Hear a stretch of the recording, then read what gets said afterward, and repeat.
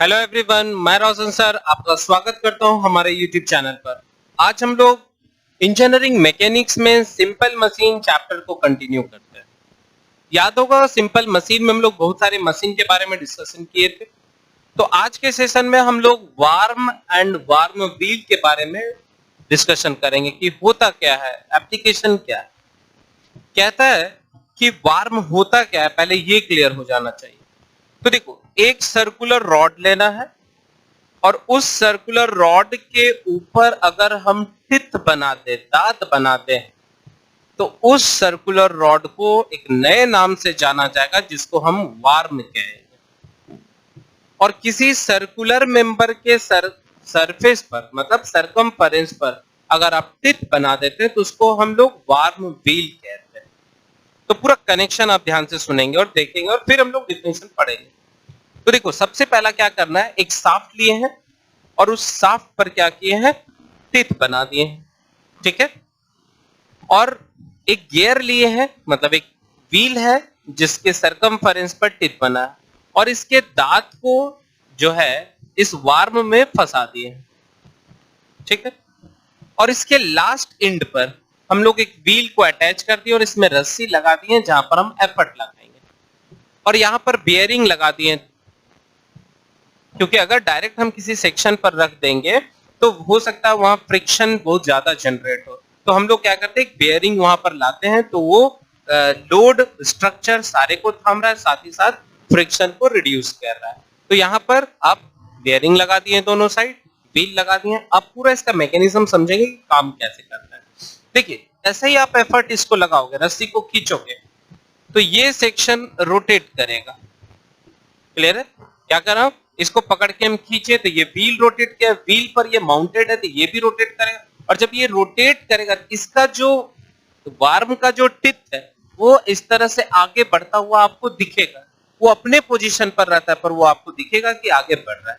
तो ये जब आगे बढ़ रहा हो, जैसे ये रोटेट कर रहा है, तो ये क्या करेगा, इसको इधर घुमाएगा। जैसे मान लीजिए ये इस तरह से रोटेट कर रहा है तो ये क्या करेगा, इधर जाएगा।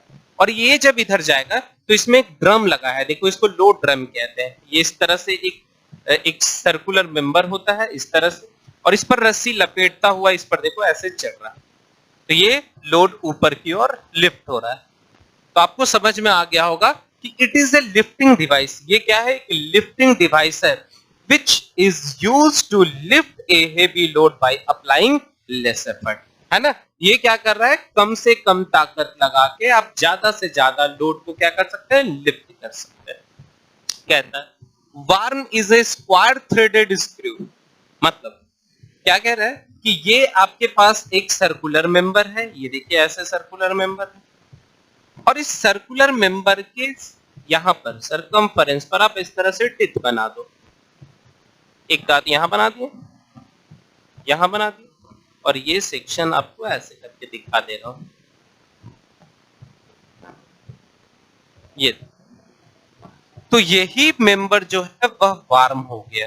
तो क्या कह रहा है, warm is a square threaded. इसमें जो दांत बना है, ये दांत जो है ये कैसा है, स्क्वायर थ्रेडेड है। इस तरह से स्क्वायर थ्रेड है।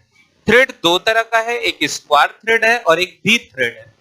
जैसे आप देखे होंगे नट बोल्ट में जो थ्रेडिंग किया रहता है वो वी थ्रेडिंग होता है, और जहां भी लोड को लिफ्टिंग करना रहेगा वहां पर स्क्वायर थ्रेड यूज करेंगे, नहीं तो एक्मे थ्रेड का यूज करते हैं। तो याद रखना, इसमें हम लोग क्या करते हैं, स्क्वायर थ्रेड यूज करते हैं, ठीक है।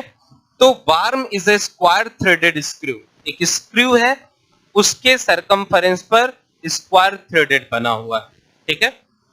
And toothed wheel is called warm wheel. और जो ये व्हील है जिस पर दांत बना हुआ है, जिस पर गियर बना हुआ है, उसको हम लोग वार्म व्हील कहते हैं, ठीक है। Both worm and worm wheel are geared together and their axis are right angle to each other. अब यहां देख रहे होंगे कि इसका ये एक्सिस है और इसका एक्सिस ये है, तो ये एक दूसरे पर 90 डिग्री का एंगल बना रहा है। तो ये ऑब्जेक्टिव का एक क्वेश्चन आ जाता है कि वार्म एंड वार्म व्हील कितना एंगल बनाता है, तो राइट एंगल है 90 डिग्री बनाता है, ठीक है। A wheel is attached to the worm. देखो, एक व्हील इसके इस एंड पर वार्म में एक अटैच कर दिए और इसमें रस्सी लगा दिए हैं और रस्सी पर जब हम एफर्ट लगा रहे हैं तो वो वार्म व्हील को घुमा रहा है और व्हील जब घूम रहा है तो वार्म को घुमा रहा है और वार्म जब घूम रहा है तो वार्म व्हील को घुमा रहा है और वार्म व्हील जब घूम रहा है तो ये लोड ड्रम में रस्सी लपेटता हुआ ऊपर की ओर लोड लिफ्ट कर रहा है। ठीक है, तो वही चीज यहाँ पर आपको लिखा है, a wheel is attached to the worm and the effort P is applied to the one end of the rope which passes over the wheel. ठीक है, a load drum is mounted on the worm wheel. इसमें एक load drum डाला हुआ है। ठीक है, clear है। Load W is connected to the string wound around the load drum और इसमें रस्सी लपेट है, ये देखिए इस तरह के फ्रंट से। अब यहाँ पर क्या करना है, एफर्ट आप यहाँ लगा रहे हैं तो ये क्या करेगा, एक रेवोल्यूशन में कितना डिस्टेंस ट्रेवल करेगा, तो distance move by the effort 2 pi L. चूंकि इसको अगर हम रेडियस मान लेते हैं तो सरकमफरेंस कितना हो जाएगा 2 पाई आर, तो वही वहां पर लिखा हुआ है 2 पाई आर। तो जब ये एक चक्कर ये मारेगा तो ये भी रोटेट करेगा और ये जो ड्रम है ये, इस ड्रम का रेडियस को हम लोग स्मॉल आर मान लेते हैं। तो जब ये रोटेट करेगा, व्हील रोटेट करेगा तो ये वार्म रोटेट करेगा और ये इस तरह से घूमेगा तो ये भी क्या करेगा, लोड जो है वो डिस्टेंस मूव करेगा। अच्छा, ये जो है टी, इसमें जो व्हील है जिसको वार्म व्हील कर रहा है, इसमें नंबर ऑफ टिप कितना है, तो जब हम लोग यहाँ पर क्या करेंगे, distance moved by the load, तो एक चक्कर 2 पाई आर और उसमें पता करना है कि कितना टिप गया है तो टोटल टिप से हम लोग डिवाइड कर देंगे, तो ये आपको क्या निकल जाएगा, distance moved by the load निकल जाएगा। ठीक है, अब हम लोग क्या करेंगे, यहाँ पर ध्यान देंगे, हम इधर आपको लिख दे रहे हैं। तो यहां से हमको पूरे मशीन में 3 चीज पढ़ना है। तो सबसे पहला पढ़ना है मैकेनिकल एडवांटेज। तो मैकेनिकल एडवांटेज क्या होता है, तो लोड जिसको हम W कह रहे हैं और डिवाइडेड बाय एफर्ट जिसको हम P कह रहे हैं। दूसरा क्या निकालना है, वेलोसिटी रेशियो। होता क्या है, displacement of effort to the displacement of load. Displacement of effort कितना है बाबू, 2 पाई एल है, 2 पाई एल है। और डिस्प्लेसमेंट ऑफ लोड कितना है, तो डिस्प्लेसमेंट ऑफ लोड जो है वह 2 pi r divided by number of tip. अच्छा, 2 पाई कट जाएगा और टी ऊपर चला जाएगा तो ध्यान देंगे L into T divided by R is equal to velocity ratio. ये बड़ा ही इंपॉर्टेंट है, इसको याद कर लेंगे।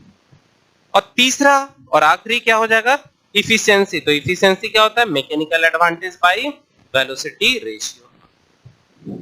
तो आई होप आपको पूरा वार्म एंड वार्म व्हील अच्छे से समझ में आ चुका होगा कि ये कैसे काम करता है, कैसे इसका मैकेनिज्म होता है।